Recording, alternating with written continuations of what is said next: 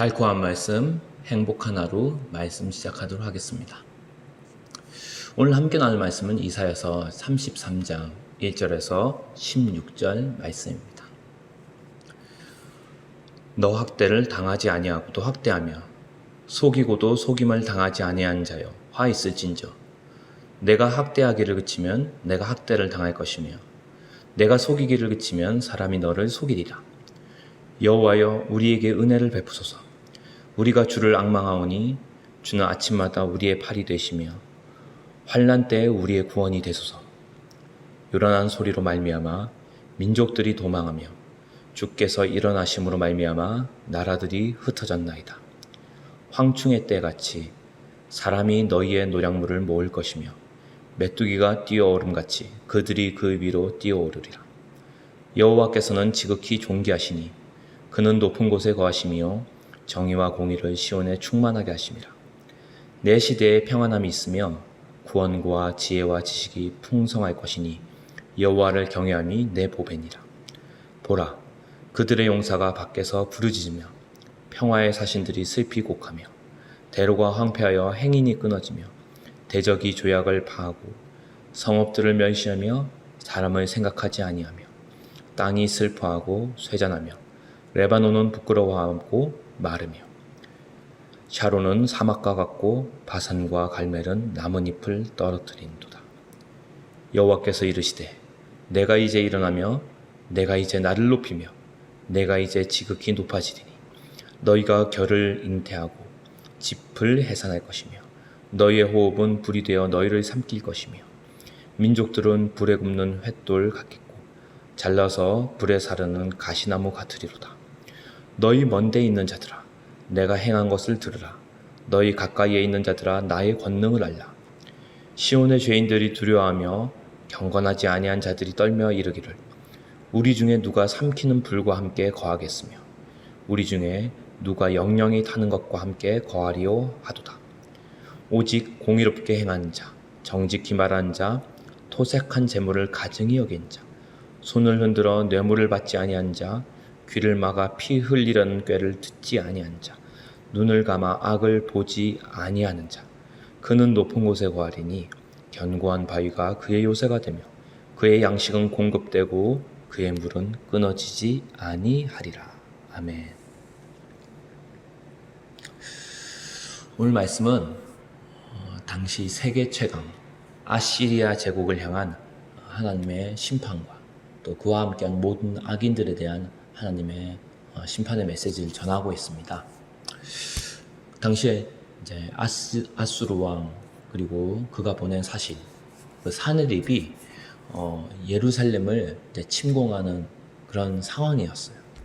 그래서 히스기야가 그 아시리아 왕 사느립에게 화친을 청했죠. 사신들을 보냈습니다. 근데 아수르가 그 화친과 그 평화 조약을 그냥 깨트려 버린 거예요. 그리고 정말로 다시 한번 그 이스라엘을 향하여 선전포고를 하고 쳐들어오는 장면입니다. 그래서 하나님이 이때 아시리아에게 이사야를 통해서 오늘 이사야서 이 33장을 통해서 계속해서 말씀하고 계시죠. 1절 보면 학대하는 자, 너 속이는 자 이렇게 되어 있습니다. 물론 아시리아를 말하고 있죠. 근데 이 화 있을진저, 너가 왜 화가 있냐면 너가 학대를 하는 것처럼 너도 학대를 당하게 될 것이라는 거예요. 그리고 2절에서 6절 말씀 보면 이사야와 이스라엘이 하나님께 간구한 장면이 나옵니다. 하나님 은혜를 베풀어 주십시오.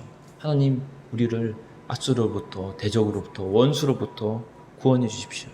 하나님이 요란한 소리를 내면 모든 민족들이 하나님 앞에서 도망을 칠 것입니다 라고 말씀해 주고 계세요. 그래서 7절부터 9절 말씀 보면 평화의 사신들이 슬피 곡한다고 되어 있어요. 왜냐하면 화친을 청하기 위해 유다의 사신들이 아수르에게 갔지만 아수르가 평화 조약을 받아들이지 않죠. 너희는 모두 죽을 것이다. 어린아이도 여자도 성에 남아있는 예루살렘에 있는 모든 사람들이 다 죽을 것이라고 말하고 있기 때문이에요. 그래서 이제 10절부터 16절은 하나님이 이제 아수르에게 대답을 하시는 거죠. 하나님이 이제 지극히 자신을 높이실 것이다.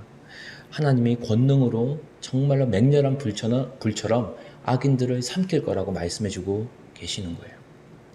그래서 이 33장은 사실 알고 보면 그 이사야의 기도, 이스라엘이 하나님을 향한 그런 구원의 기도라고 할 수 있겠습니다. 하나님이 정말 원수에 대해서 심판하여 주시고 하나님의 이름이 온 세상 가운데 높임을 받으시길, 그리고 하나님의 구원을 온 땅 가운데 베풀어 주시길 간구하고 있는 거예요. 예. 이걸 보면 사실 인생은 정말 아수르와 같은 많은 어려움들, 대적들이 우리 인생에 사실은 굉장히 많이 있습니다.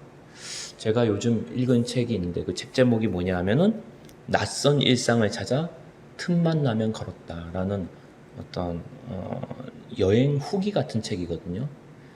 이 얘기, 그러니까 이 책이 나오게 된 배경은 이제 거기 글 쓰니가 이제 유럽 또 아시아 등등 이제 여러 나라를 방문하면서 그랬던 여행했던 그런 후기들을 브이로그라든지 어떤 페이스북, 유튜브, 어떤 SNS에 올렸던 그런 내용들을 이제 책으로 엮어서 편책이에요. 제가 이 책을 이제 요즘 읽었는데 그 책 내용을 보면은 정말 그 여행을 갔을 때 참 즐거운 이야기, 행복한 이야기, 소소한 기쁨, 또 맛있는 음식, 그런 만났던 사람들의 여행, 솔직하고 아주 소박한 행복의 이야기들이 책에 많이 있어서 보면 참 마음이 편해지더라고요. 그런데 사실 우리가 SNS에 글을 올릴 때는 보통 어두운 이야기는 잘 쓰지 않습니다. 나의 상처, 나의 과거의 아픔, 나의 연약함, 또 트라우마, 또 우리 뒤에 있는 그런 뒷이야기들, 어두운 이면에 있는 이야기들은 잘 올리지 않아요. 사실 불편한 이야기들이죠. 그리고 나의 어떤 속에 깊이 감추어진 이야기들이기 때문이에요. 근데 사실 우리 인생에는 이면에는 끈질기게 우리를 괴롭히는 아수르처럼 정말로 피하고 싶지만 피할 수 없는 그런 죄와 죽음의 이야기들이 있습니다. 예. 외면하고 싶어도 외면할 수 없는 대적해야 되는 원수들이 있고요. 또 정말로 우리를 끈질기게 괴롭히는 그런 영적 전쟁들, 치러야 되는 그런 싸움들이 있어요. 예. 근데 이것들은 우리가 피할 수도 없고 외면할 수도 없는 거예요. 반드시 부딪혀야 되고 통과해야만 되는 이야기들입니다. 예. 큰 해일이나 파도가 우리 인생뿐만 아니라 이제 실제로 그 큰 해일이 닥쳐왔을 때 바다에 있는 사람들이 살아남으려면은 육지로 도망가는 게 아니래요. 육지로 도망가면 오히려 다 죽는답니다. 바다에 있을 때 큰 파도나 해일을 만나게 되면 오히려 그 해일을 정면으로 부딪혀서 그 해일을 넘어가면, 큰 파도 그 가장 높은 고점을 넘어가면 살 수가 있다는 거예요. 네, 안전하다는 거예요. 네.